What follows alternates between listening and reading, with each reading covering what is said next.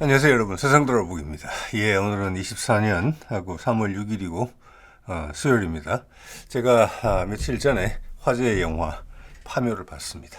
그걸 보고 제목에서 이제 대문 사진에서 말씀드린 그런 이야기를 좀 하고 싶어요. 숨겨진 상징, 뭐 감독이 여러 가지 사소한 것부터 중요한 것까지를 많이 심어놨는데 제가 보기에는 어, 정작 말하고 싶은 것은 누가 잘 이야기하지 않는 것 같더라. 그래서 제가 감독이 혹시 이런 걸 말하고 싶지 않았을까라고 생각하고 제가 눈여겨본 상징에 대해서 한 말씀을 드려볼게요. 이게 영화를 보신 분들이라고 전제하고 제가 말씀을 드려야 될 것 같아요. 예, 이거 뭐 이 내용을 보신다고 해서 뭐 영화를 보는데 지장이 있거나 그러지는 않겠지만 이해하시는 데는 좀 어렵지 않으실까 이렇게 생각이 들어요. 자, 한번 볼게요.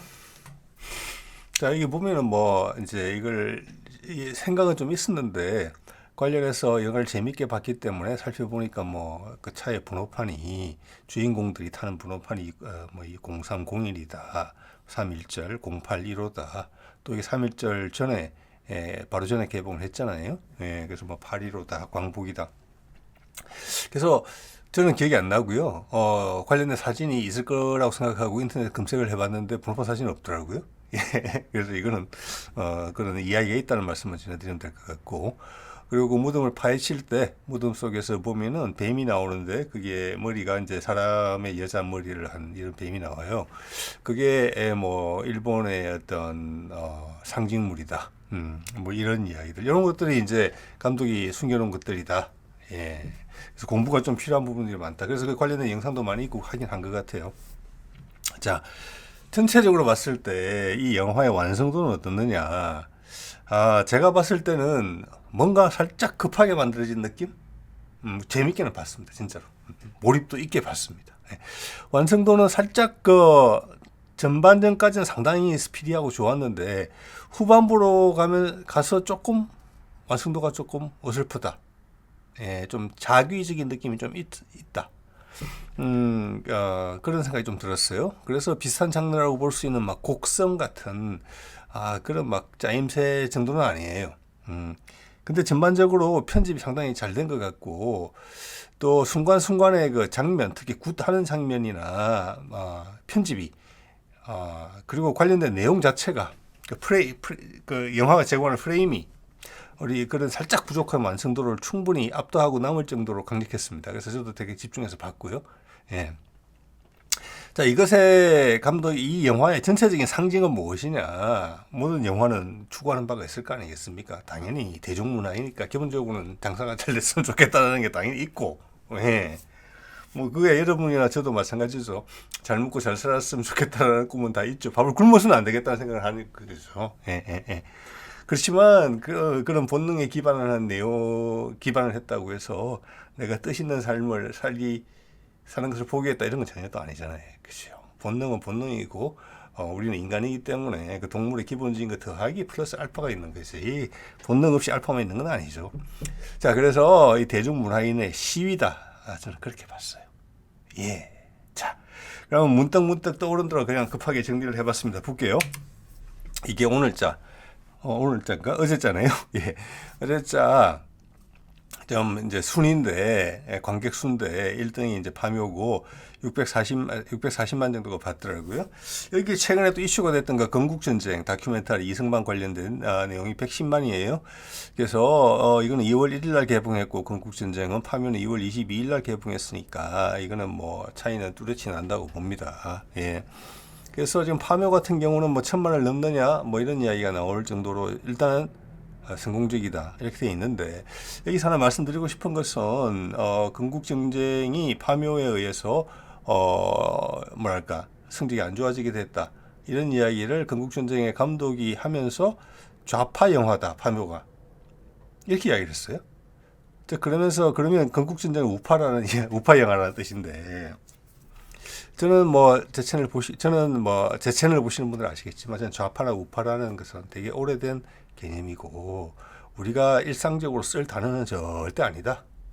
예, 그래서 그냥 혐오한다 이렇게까지 감히 말씀드릴 수 있고 이것은 정치 공학자들이 과거의 일을 돌이켜 볼 때 분석을 할 때 쓰는 방법이에요. 이렇게 빨리 변하는 세상에서 그 과거의 잣대를 가지고 교과서적인 잣대를 현실에 적용한다는 게 웃기는 것이고 지금 우리의 상황은 정치 공학적인 목적 때문에 너는 좌파? 나 좌파 아니야. 그럼 우파로 분류되고 너 우파지? 너 우파가 아니라 그러면 좌파로 분류되는 거예요. 이거는 아주 잘못된 사고방식이고 둘 중에 하나에 반드시 포함이 돼야 된다는 강박을 주고 내가 그게 포함되어 있다고 낙인이 찍히게 되면 그에 따른 행동을 해줘야 되는 것으로 평가되고 있어요. 즉 교과서 인생의 삶이 끌려가는 거예요. 아주 잘못된 것이죠. 이거는.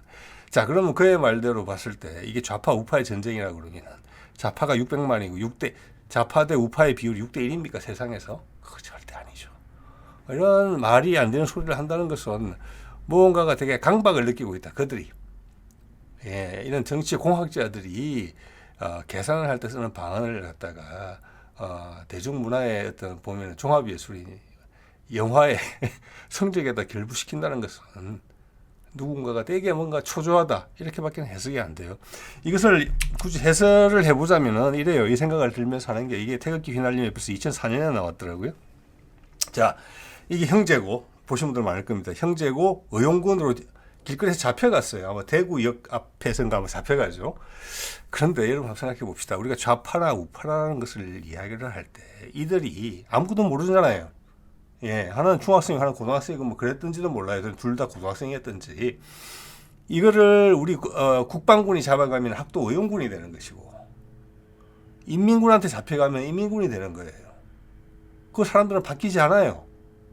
그런데 인민군 옷을 입혀놓으면 그 다음날부터 국군을 죽여야 돼요. 내한테 위기가 닥쳐서 도망을 가면 인민군 쪽으로 도망을 가야 돼요.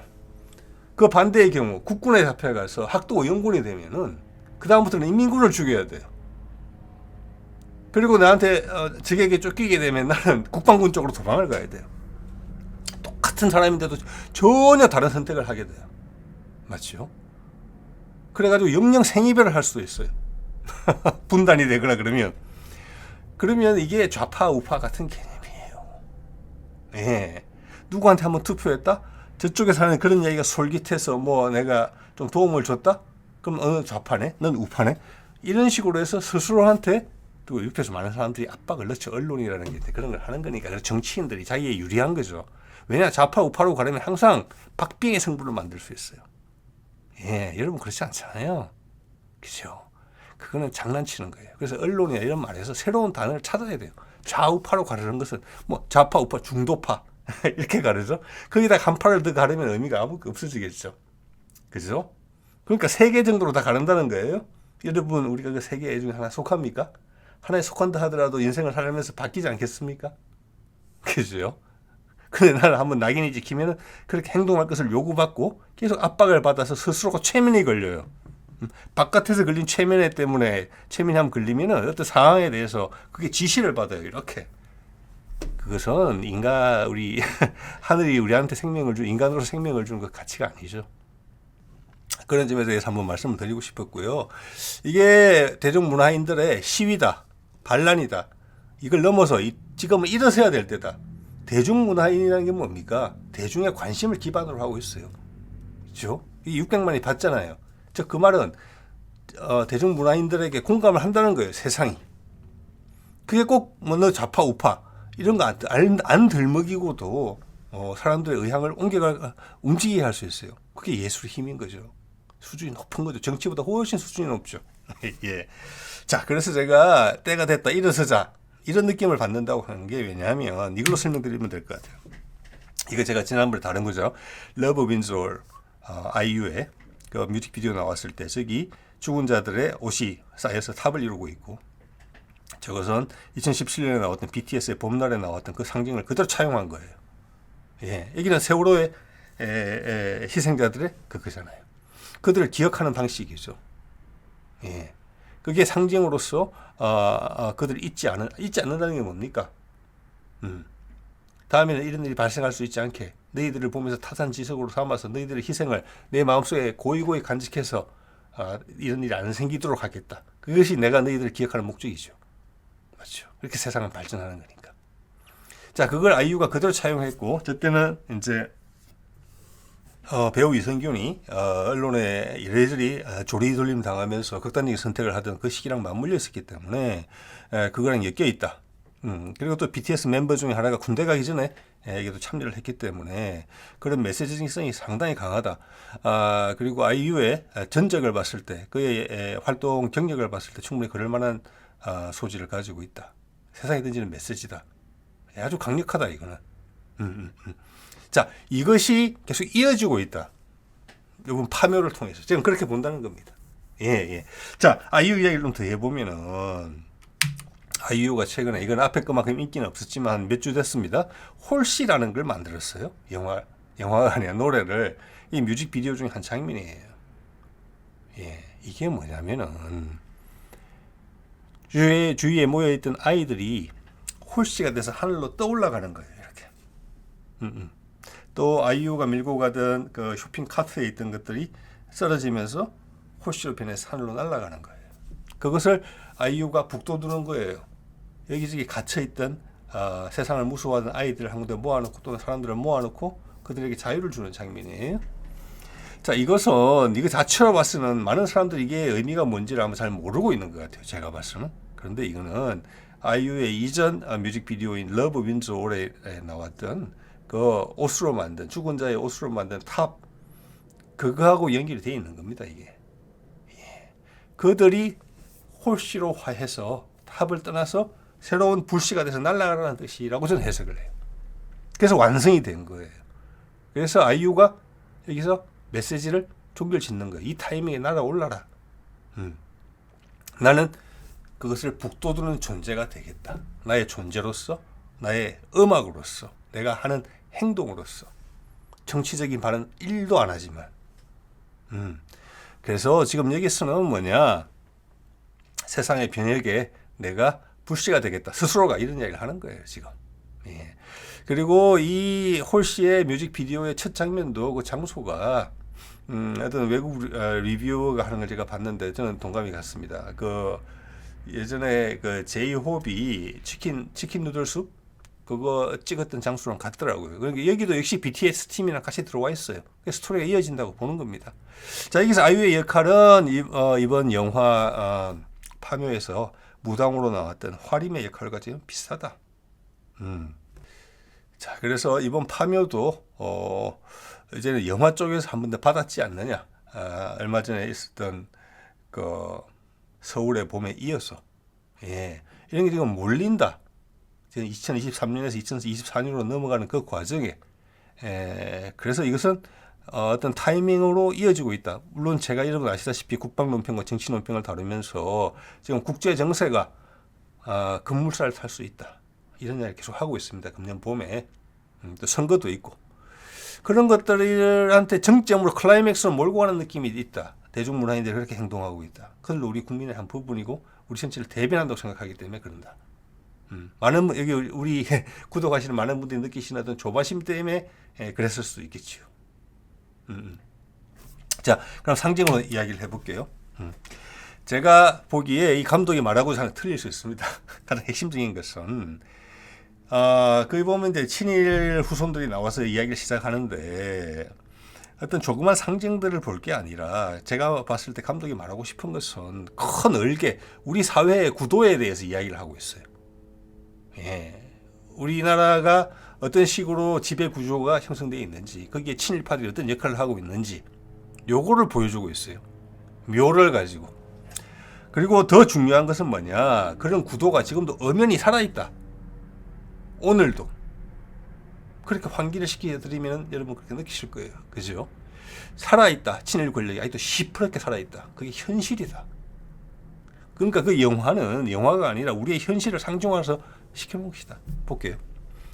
자, 조선 지배의 명당에다가 촘촘히 자리를 일본 사람들이 박아놨죠. 왜? 일본 당시에 한국인 하수인들을 이용해서 조선을 지배했죠. 일본이 패망하고 미국이 들어오면서 청소를 하지 않았죠. 자, 우리 독립군들은 외국에서 들어온 상해 쪽에서 들어온 독립군들은 핍박을 받았고 우리 군의 주요 세력으로 당연히 성장하지 못했죠. 오히려 일본에게 복종하던 세력들이 그들을 내칠 것으로 기대했던 미군이 그들을 다 안아주자 거기에 충성을 하기 시작했죠. 예. 그들이 우리 사회의 주류를 계속 유지했어요. 그게 핵심이에요. 그게 지금도 이어지고 있는 거예요. 그래서 우리 대중들은 이해하기 어려운 정치적 결정들이 내려지고 있는 거예요. 특히나 최근에. 자, 그들이 자리한 게 어딥니까? 언론. 재벌들. 돈 많이 버는 사람들 중에 일제시대 때 출발한 사람들이 많습니다. 근대화를 그 당시 시작을 했기 때문에 대형 자본이 형성되기 시작했기 때문에. 그래서 내가 독립운동가의 후손이다 라고 달라 보이게 언급을 강하게 하지 않는 이상은 어떤 식으로 연계가 돼 있을 수 있다. 그들의 초기 자본의 형성에 있어서. 그때 많이 배웠다는 사람들은 다 그랬을 가능성이 있다. 물론 일본 유학 가고 이래서 한국에 돌아와서 경성제대 졸업하고 또 나라를 위해서 헌신한 많은 사람들이 있지만 그보다 더 많은 숫자의 사람들, 조용한 사람들, 그리고 그들의 후손, 그 시스템 혜택을 받았던 사람들은 우리 상층부에 눌러앉아 있으면서 우리의 지배 세력을 형성했어요. 그리 올라가면 엄청나게 많아요. 그래서 내가 독립운동가의 후손이 기다라고 말하는 사람은 다릅니다. 소수예요. 그렇지 않다고 말하는 사람들의 많은 부분은 그의 혜택을 받았다. 우리 현대사의 왜곡된 부분에. 그게 언론, 재벌, 군대도 마찬가지죠. 백선엽이 이거 대표적인 케이스죠. 그것만 있겠습니까? 왜 여러분 궁금하지 않으셨어요? 왜 우리는 항일 독립투쟁을 만주수도 하고 어디서도 하고 여럿이 했는데, 예? 그리고 그들이 북한군에서는 그들이 남침을 할 때 주력 세력이었는데 우리 남쪽에서는 독립군 출신 장군이 없어요. 무시된 겁니까 그게? 예. 박정희, 백선엽, 검찰, 경찰 당연하죠. 자, 검찰 같은 경우는 저는 완전히 그렇다고 봅니다. 그때 반민특위가 해체됐죠. 많은 판사들이 외국으로 이민 간 사람도 있어요. 열받아가지고 한국에 못 살아서. 그러면 일제시대 때 그 유지했던 검찰 세력이 온전히 판사들부터 시작해서 온전히 그대로 유지돼요. 그러면서 바깥으로 항상 노출이 안 된 거잖아요. 경찰이나 뭐 민원이 많은 데는 다른 부서들은 공무원들이 계속 세상의 흐름에 따라서 바뀌면서 변화해 왔지만 검찰 같은 조직은 우리가 최근에 알게 된 거 아니에요. 윤석열 대통령 되고 나서. 그 전까지는 검찰의 내막을 몰랐잖아요. 그런 조직이 수십 년간 그대로 있어 왔어요. 옛날에 어떤 한글 학자가 그러더군요. 자, 관공서에서 쓰는 표현들을 일제시대 때 만들어진 게 많으니까 그걸 좀 한글로 바꿉시다. 이런 제안을 하면서 쭉 읽어봤는데, 자, 일본식 한자 표현이 가장 많은 곳이 법전이다. 네. 자, 그렇죠. 자, 그들이 있고 우리가 평소에 우리 주변에서 우리가 뭐 친구들이랑 소주 마시고 뭐 영화 보러 가고 삼겹살 먹고 이럴 때는 보지 못하는 사람들이에요. 그렇지만 상층부로 올라가서 영향력으로 봤을 때 우리 세상을 이끌고 가는 세력들은 그들이 주요에 가까운 것으로 보여요. 예. 그래서 그들 세력들이 엄연히 살아있고 아직도 우리나라를 지배한다. 그것을 저는 감독에 말하고 싶었다고 봅니다. 예. 자, 또 하나의 상징은 그 무덤 아래, 이제 사실은 그 명당이라고 말을 하지는 않지만 사실 영화의 의미로 봤을 때는 그런 의미라고 봅니다. 그게 흘이잖아요. 한반도의 흘이잖아요. 일본의 입장에서는 명당이죠. 예. 그러니까 친일파의 입장에서 그게 명당인 거죠. 그 산꼭대기 묘지가. 그리고 더 뭐 다른 좀 쉬운 상징은 친일파 아래에 묻혀 있는 일본 제국주의의 상징이 거기 들어 있잖아요. 친일파는 그 껍데기였죠, 그죠? 그 사연도 많았지만, 예. 이런 것들이 이제 이거는 좀 쉬운 상징이라고 보고요. 그 다음 도굴꾼 리스트가 나오죠. 그 옆에 뭐 보국사라는 절에 가면은 이제 거기에 뭐 도굴의 정황이 있었고 시도도 있었다. 성공은 못했지만 그래서 그 도굴 장비들이 남아 있고 그래요. 근데 그 도굴 장비 리스트를 보면은 최민식이 그걸 쭉 읽어보는데 저는 몰랐습니다만은 뒤에 보니까 그게 독립투사들의 이름이라고 합니다. 예. 그래서 끝에 그 일본 그 사무라이 정령을 이제 두드려 깰 때 쓰는 게 그 뭐 곡괭이나 이런 것들에 나무 자루인데 그 나무 자루에 그 독립투사들의 이름이 이제 새겨져 있는 그런 것으로 돼 있어요. 예. 그래서 요게 이제 우리 사회의 구도를 해주는 거고 여태까지 실패했다는 거고 최민식이 지금 현재 그걸 깨부수는 이유는 지금 우리가 그걸 해야 된다는 이야기예요. 저는 감독의 상징으로 그렇게 이해를 했습니다. 아까 말씀드렸듯이 그렇게 살아있다고 지금 살아있거든요. 실제로. 나라 돌아가는 거 보십시오.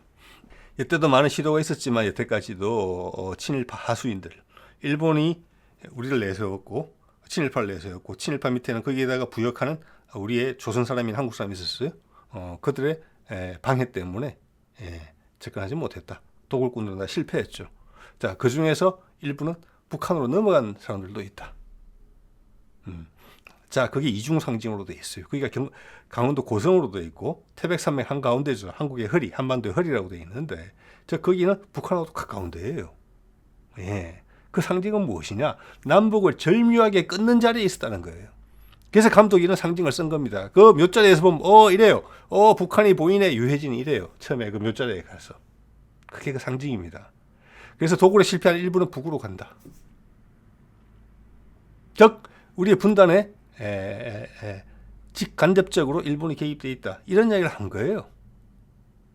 그리고 우리 민족, 같은 민족이라는 그 전까지는 이런 일본 사람들을 캐내기 위해서 일본의 잔재를 캐내기 위해서 같이 노력했던 서로 다른 성향을 가진 사람들이 갈라섰는데 원래는 한 민족이라는 게 중요했죠. 그거에 힘을 합쳐서 일본 애들을 캐내려고 그랬는데 이제는 일본하고 더 가깝고 예전에 같이 일본의 잔재를 캐내려고 했던 그들이 적으로 돼 있다. 그러면 지금 우리는 일본의 하수인들과 일본 친일파들과 또 친일파들의 부역자들과 뭐가 다르냐? 북한이 좋으냐? 일본이 좋으냐? 일본과 북한이 싸우면 일본을 도울 것이냐? 북한을 도울 것이냐? 이런 질문하고 상관이 있어요. 몇십 년 만에 전혀 다른 태도이긴 분명하죠. 제가 답을 내리지는 않겠습니다만.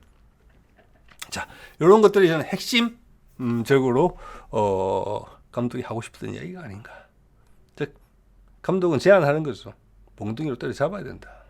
지금 오골오골 한꺼번에 해결하기 좋도록 고개를 다 내밀고 모여 있으니까. 왜?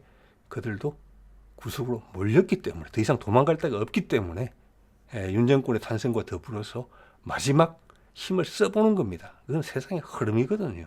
근데 국민들의 문화의식은 이 세상 지금 넘버원이 됐어요. 그리고 우리는 전 세계 유일의 분단국이 돼 있고 같은 민족으로서. 참.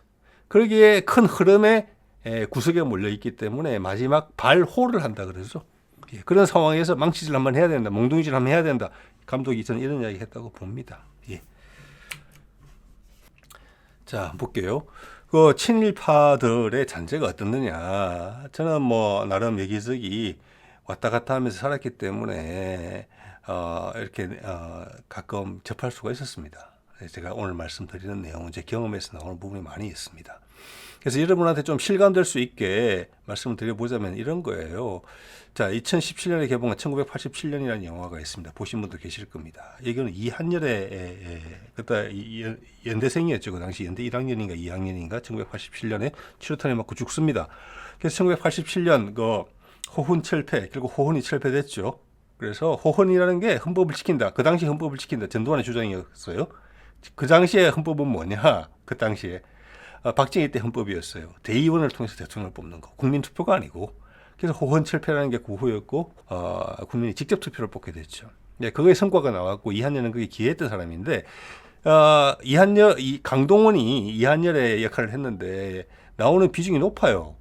그래서 사실은 이 주인공들 리스트가 쭉 나오는데 사진의 얼굴이 거기 나와야 돼요. 강동원이 여기. 제가 보기에는 영화 속의 비중으로 봤을 때 카메오 출연 정도는 아니라고 저는 봅니다. 예. 근데 여러분 기억하시는 분도 있겠지만 못하시는 분이 더 많을 거라고 봅니다. 강동원이 손들고 온 사람이라고 해요. 내가 출연하겠다고. 왜 그랬을까 그가. 이거 보십시오. 이게 2017년 5월 기사고 좀 전에 영화는 2017년 말에 개봉한 영화예요. 예. 이게 뭡니까? 강동원의 왜 정조부가 친일파 논란에 휩싸였다. 친일파였던 것 같습니다. 그래서 부끄러운 과거 충격이 컸다 이렇게 말을 하고 좀 전에 1987이라는 영화에 손을 들고 온 거예요. 저는 이거는 강동원을 비난하기 위해서 하는 이야기가 아니라는 걸 여러분 100% 느끼실 겁니다. 예, 나하고 외정적으로는 무슨 상관이 있습니까, 여러분? 자, 그때가 부끄러운 일이라고 생각하고 그렇지만 나의 핏줄이 그런 일을 했기 때문에 거기에 대해서 내가 보답하는 행동을 하면 되는 거예요. 예, 그러면 주위 사람들한테 환기도 돼요. 고맙고 반가워요. 왜? 세상 사람 다 아니까. 네가 외정적보가 아니니까. 기특하다 그러죠. 예, 우리가 그 정도의 포용심은 있어요. 자, 이런 겁니다. 이런 것들이 그런 사례예요. 근데 이렇게 안 하고 그대로 계속 혜택을, 이런 뭐 연예인이니까 노출이 돼서 그런 거고, 그런 거 없이 계속 묻혀 지내는 사람들이 많다는 거죠. 계속 위해서 빨대를 꽂으면서. 네. 자, 또 하나는 우장춘 박사, 이러면 아시는 분 많죠. 네, 씨 없는 수박 만든 사람이죠. 예. 이 사람이 아버지가 한국 사람이에요. 엄마는 일본 사람이에요. 한국 최초의 농학 박사라고 그래요. 예, 한국에 와서 아마 부산 근교에서 육종원이라고 그러나요? 새로운 종자 개발하는 거기서 기여를 많이 한 것으로 알고 있어요. 예. 근데 이 사람의 개인 역사를 보면은 섬뜩한 내용이 나옵니다. 예, 한번 볼까요?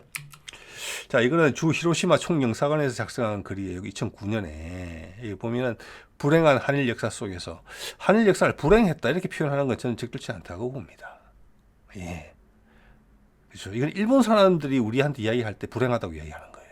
똑같은 산을 놓고. 우리는 불행한이라고 쓰면 안 돼요. 네, 일본의 시각을 등에 업고 가는 거예요. 자, 그 정도 하고요. 그의 아버지 이름 우범선이었어요. 이 우범선을 볼까요? 반역자인 아버지, 이렇게 나오죠. 제가 읽어드릴게요. 글자가 작아서 안 보이실 것 같으니까. 1903년 11월 26일 일본 초쿄 신문의 조간 일면에는 충격적인 제목의 기사가 실려 있었다. 한국으로부터 망명한 우범선, 우장춘의 아버지입니다. 이 살해당했다.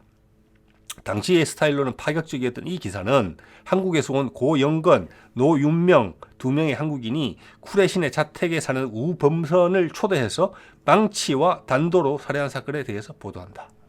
예. 우범선은 청일전쟁 직후 1985년 10월 일본의 외교관들이 계책한 조선왕비 민비의 암살 사건에 가담한 후 일본에 망명한 조선왕조 군의 전 소령이었다. 청일전쟁의 승리로 한반도에서의 세력 확대를 꿈꿨던 일본은 러시아와 함께 민비 정권의 전복을 계획, 일본식 훈련을 받은 조선군과 함께 암살을 결행한다. 범선은 그 대장이었다. 자, 이게 오류가 좀 있어요. 하나만 먼저 말씀드릴게요. 고영건과 노윤명은 지금 알려진 사실에 따르면은 대한제국에서 파견한 암살자들이에요. 즉 우리말로 하면 국정원 특공대예요. 그들에서 살해가 됐고, 우장춘의 아버지는 여기 보면은, 자, 조선군이 훈련을 받은 조선군과 함께 암살을 결행한다. 범선은 그 대장이었다. 이거는 덤탱이 씌우는 거예요, 이 사람한테. 이 사람이 핵심적인 역할을 했겠죠. 유일한 한국인이었으니까. 조선인이었으니까. 그 외에는 여러분 다 아시죠? 일본의 낭인도 아니에요. 일본의 젊은 엘리트들이었어요. 예, 20여 명 됐죠. 그것을 궁으로 인도한 사람이 범선이었어요. 예, 그가 대장이었겠습니까? 일본인들이 그를 대장으로 시켜줬겠습니까? 당시에? 이거는 반역자죠. 예. 자, 그랬고, 여기에 일본의 핑계를 대준 내용들이 많아요. 이런 게 아직도 검색이 돼서 나온다는 게 놀랍습니다. 2009년에 써진 글이에요. 자, 여기에 따라서, 이게 이제 추가로 더 나오는 이야기를 봐서 정황으로 봤을 때는 민비의 몸에다가 뭐 칼로 베고 찌르고 한 상태에서 죽어가는 그 여자한테다가, 20여 명이 돌아가면서 몹쓸 짓을 했다는 것이 거의 사실에 가까워요.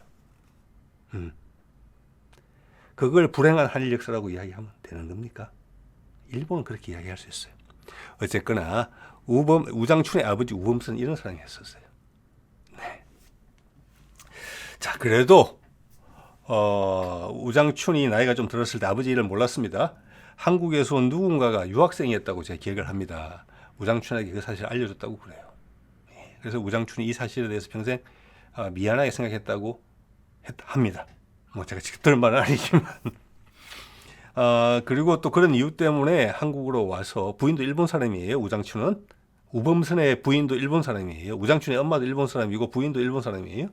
근데 한국에 와서 한국말도 서툴렀을 거라고 봅니다. 저는 한국에 와서 한국을 위해서 기여를 한 부분은 우장춘이 자기 아버지의 과오에 대한 생각이 분명히 있었다. 이렇게 봐집니다. 자, 이것 또한 이거 포용할 수 있는 일이라고 생각을 합니다. 이렇게 밝혀지면 저는 우장춘의 업적은 우장춘의 업적대로 높이 평가받아야 된다고 봐요. 그렇지만 그 가운데서 이걸 이렇게 실어나르는 우리 외교부는 잘못했다. 예. 자, 그래놓고, 자, 그러면, 그런, 우리한테는 눈에 안 띄지만, 이 커플을 뒤집어서 자꾸 몇 개 벗겨내다 보면은, 또 사회 각 분야에서, 뭐, 언론이든, 재벌이든, 군대든, 경찰이든, 검찰이든, 위로 올라가면 올라갈수록, 일본의 색채가 강하게 느껴지는, 예, 그들이 모든 혜택을 다 빨아먹었던, 예. 그리고 그 밑에 사람들, 그저 열심히 일했던 우리 민초는, 성실하게, 순박하게. 거기에 더해, 미국의 혜택까지 동시에 누린 그들이 사회 요처에서 민주주의를 이야기하고 경제 성장을 이야기했죠. 예. 문화 창달을 이야기했죠. 예. 그럼 뭡니까? 우리를 부린 거잖아요. 그죠? 그만한 자격이 없는 사람들인데. 그것은 우리 왜곡된 현대 근대 역사의 산물이고 우리가 피를 토하듯이 그걸 곱씹으면서 두 번 다시 그런 일이 발생할 수 있지 않도록 마음을 단단히 먹여야 되는 거예요. 먹어야 되는 거예요. 근데 그 모든 것을 결정할 수 있는 사람들이 거기 많이 몰려 있었던 거죠. 그렇지만 정권이 왔다 갔다 하면서 빛이 들어왔다 나갔다 그랬어요. 국민과 이제 우리 민초의 주력과 왕조가 뭐 고려가 들어왔던 조선이 들어왔던 일본 놈이 들어왔던 시간에 우리의 색깔을 유지해왔던 우리가 우리 힘을 유지해왔던 우리가 힘을 얻어서 그들이 조금씩 노출되고 밀려나기 시작한 거죠. 이제 나이도 먹고 그 후손들도 정체성이 흐트러지고 자 거기서 그들이 위기의식을 느꼈다. 그게 윤석열 정부의 탄생으로 이어졌다. 저는 그렇게 봅니다. 예. 자 그렇게 어떻게 보면 기울어진 지형을 만들어 놓은 다음에 이런 책을 읽으라고 줍니다. 뭐라고 되어 있느냐. 한국의 평등주의, 그 마음의 습관. 세리 연구 에세이 2007년에 나온 거예요. 세리는 뭡니까? 삼성경제연구소예요. 자, 그때 제가 이걸 어떻게 접했느냐. 이 책 가지고 있습니다. 그때 제가 30대였을 때예요. 국내 대기업에 뿌려졌던 책이에요. 추천 도서로서. 내용은 뻔히 아시겠죠. 노동, 운동 이런 게 마음에 안 든다는 내용이에요. 즉 일본 사람들이 또 몽골이 우리를 침공해서 점령을 했을 때 한국인들, 조선인들, 고려인들은 진짜 다루기가 어렵더라. 그거를 한국의 지배자들이 우리한테 하는 이야기예요. 그래서 이래서는 안 된다. 우리가 더 이상 부자나라가 될 수가 없다. 경제 발전이 될 수 없다. 이런 논조를 펴고 있는 거예요. 참 가당치 않죠. 그런데 지금 이게 한 20년 가까이 지났는데 어떻습니까? 저게 우리의 힘인 게 느끼시잖아요. 한류라는 거. 모든 분야에서 우리가 1등을 하는 분야가 많아졌어요. 군사력도 엄청나게 강해졌고 지금은 아니지만 세계적인 정치적인 위상도 높아졌어요. 한반도가 지금 핫한 곳이 됐어요. 앞으로 더더욱 그럴 거예요. 지금 소용돌이 치고 있잖아요. 세상이 귀한 곳이 될 거예요. 그 귀한 곳에 자리를 털고 앉는 우리는 마음의 준비가 이미 돼 있어요. 따라오지 못하는 쪽이 오늘 언급한 이런 친구들이 못 따라오고 있죠. 근데 그들의 영향력은 커요. 숫자는 한 줌도 안 되는데 저항하고 있죠, 그들이. 그리고 몽둥이로 때리자고 감독이 이야기하는 거 아닙니까? 한국인 다루기 어렵다는 이야기를 우리 한국 사람이 한국한테 하고 있는 거예요. 20년 지났는데 10몇 년 지났는데 그게 그렇습니까? 아니에요. 우리의 자존심이에요. 그게 우리 핵심이에요. 우리가 나라 안 뺏기고 이때까지 살아남은 이유가 이거예요. 나는 나다. 누구한테 기죽지 않는다. 일본 놈, 중국 놈, 소련 놈, 미국 놈, 영국 놈. 자, 이 영화에 보면은 제가 이제 개인적으로 또 눈이 가는 장면이 그 일본의 정령이 무덤 속에서 나오죠. 나와가지고 유인을 당해서 그 산에 있는 큰 나무, 주목나무라고 표현이 되어 있어요.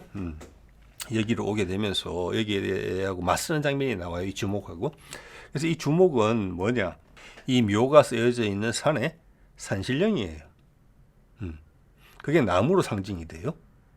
자, 이 화면이 주는 분위기가 이거는 서구 영화에서도 보기 어려운 장면이고 이 세상 어떤 영화에서 보기 어려운 장면이 한국 사람만이 이해할 수 있는 그런 분위기예요. 괴기스럽지 않아요. 무섭죠. 무서운 장면이고 화면 처리도 그렇고 한데 마음이 따뜻해지는 부분이 있어요. 이걸 보면 내가 편안해져요. 그걸 아마 다른 세상 사람들이 느끼게 되는 것 같아요. 지금 한국인의 입맛을 뒤늦게 알아가는 것처럼 한국인의 세밀한 어떤 감정의 선을 쫓아가는 거. 한국 사람 스펙트럼이 되게 넓거든요. 되게 감정적이고 순박하고 부분부터 엄청나게 공격적인 부분까지 다 있어요. 그 안에 여러 골짜기가 있죠. 우리도 이해하지 잘 못하는. 그런 게 이제 표현되고 있거든요. 그런 느낌을 제가 받았어요. 이 나무는 산신령이에요. 산을 지킨다. 그러면서 일본 정령과 맞서죠. 기싸움을. 치고받고 하는 건 아니지만 여기서 느끼는 게 이겁니다. 아까 우리한테 한국인의 평등주의 너무 지나쳐. 다 잘났다고 해. 다루기가 어려워. 예. 적당할 때는 좀 죽어줘야지. 일본 사람들처럼 잘 따라오고 정부에 개기지 않고 하자는 대로 하고 시키는 대로 하고. 아니에요. 우리의 힘을 민초의 힘을 이 나무로 표현했다고 생각합니다. 저는 감독이. 이게 우리를 지탱해오는 지탱해온 힘이다. 너희 친일파 또 그 후손들은 이 나무에 올라타가지고 열매 따먹는 아이들이다.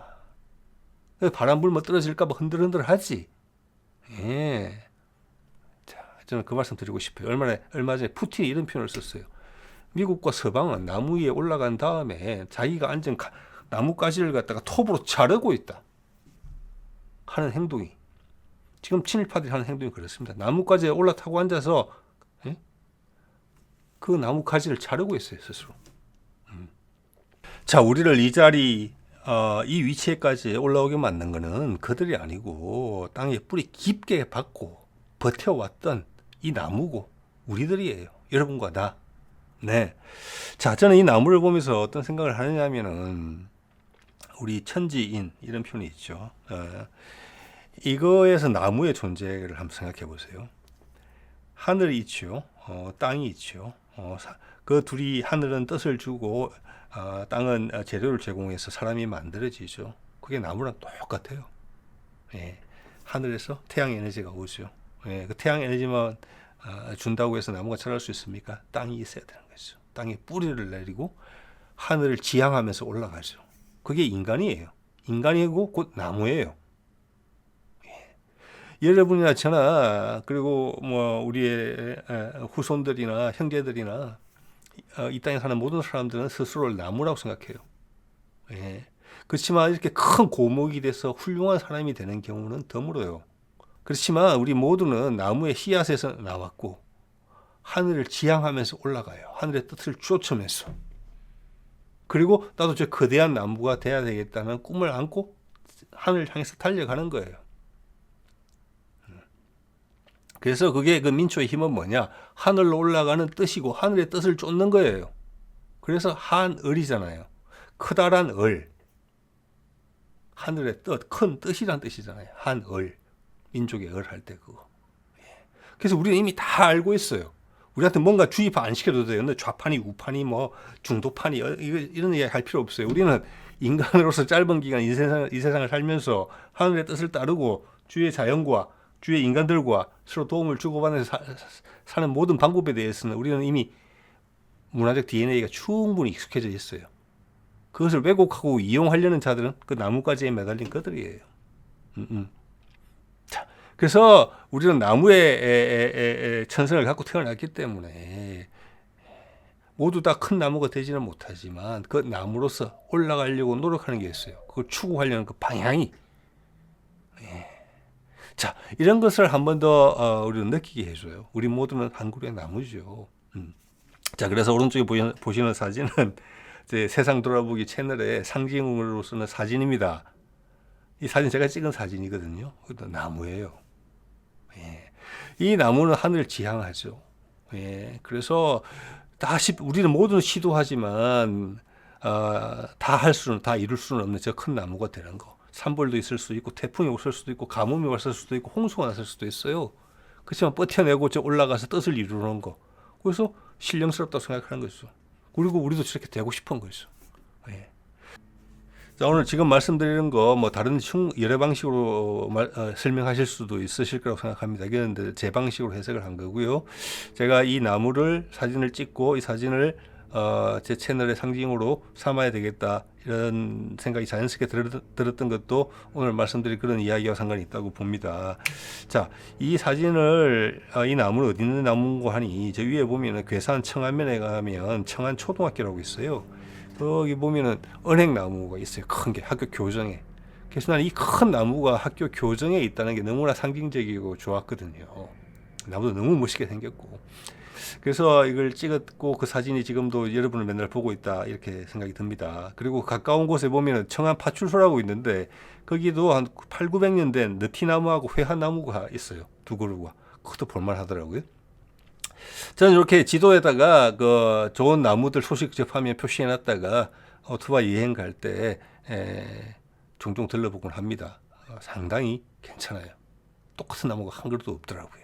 그래서 나는 잘났니 하는 이런 영웅이나 유명 정치인이 아니고 우리들 속에서 실제 우리 민초들을 움직이고 윤활유 역할을 해주는 우리 주변에 있는 삶 속에 묻혀 있는 신선들, 제가 그런 말씀 가끔 드릴 때가 있어요.